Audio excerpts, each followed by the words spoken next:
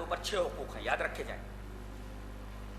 یہ جزدانوں میں بسا کر کے، جزدانوں میں لپیٹ کر کے، خوشبو میں بسا کر کے تاکنیسیاں پر رکھنے کے لیے نہیں آیا ہے، بلکہ اس کے حقوق ہیں. وہ حقوق آپ کو ادا کرنے ہیں. کتنے حقوق ہیں؟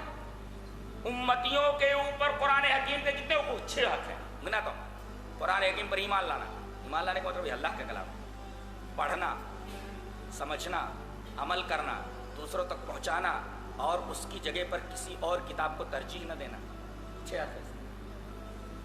پھر سے دیکھو، ایمان لانا یہ اللہ کا کلام، پڑھنا، سمجھنا، عمل کرنا، دوسروں تک پہنچانا، اور اس کی جگہ کسی دوسری کتاب کو نہیں دینا.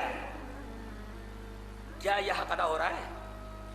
قرآن پر لوگ ایسے ہی ایمان لے آئے ہیں، اللہ کا کلام ہے، لیکن بقیہ جو حقوق ہے وہ ہم ادا کر رہے ہیں. ارے کچھ لوگوں نے تو مسجدوں سے قرآن حکیم کو ہٹا دیا ہے، اس کی جگہ پر دوسری کتاب کی تعلیم کرتے ہیں، دوسری کتاب پڑھ رہے ہیں. انہوں نے رحل کے اوپر قرآن حکیم کو چھوڑ کر کے دوسری کتاب پڑھنا شروع کر دیا ہے.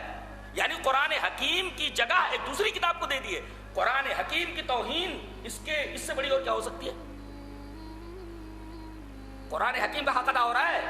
پھر سے ریپیٹ کرتا ہوں، 6 حق یاد رکھو: ایمان لانا، پڑھنا، سمجھنا، عمل کرنا، دوسروں تک پہنچانا، اور اس کی جگہ کسی دوسری کتاب کو نہیں لانا. قرآن کا یہ حق ہے کہ اس کی موجودگی میں کسی دوسری کتاب کو نہ لایا جائے، وہ درجہ کسی دوسری کتاب کو نہ دیا جائے.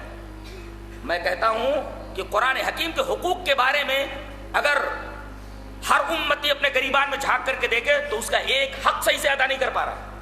کل قیامت کے دن اگر رسول دعویٰ کرے قرآن حکیم کے بارے میں اور مدعا امتی ہوں تو اللہ کے حضور کیا جواب دے پائے گی امت؟ اندازہ لگائیے آپ. لہذا آپ لوگ قرآن حکیم سے جڑیے. ایک پروپیگنڈا کیا جا رہا ہے کہ قرآن حکیم کو لوگ سمجھ نہیں سکتے. کیا میں سمجھا رہا ہوں آپ کی سمجھ میں نہیں آ رہا ہے؟ بالکل سمجھ میں آ رہا ہے. بچہ سمجھ رہا ہے. کہہ رہے قرآن بڑی مشکل کتاب ہے، اس کو صرف علماء ہی سمجھ سکتے ہیں، اس کو سمجھنے کے لیے 22 علوم کی ضرورت ہے.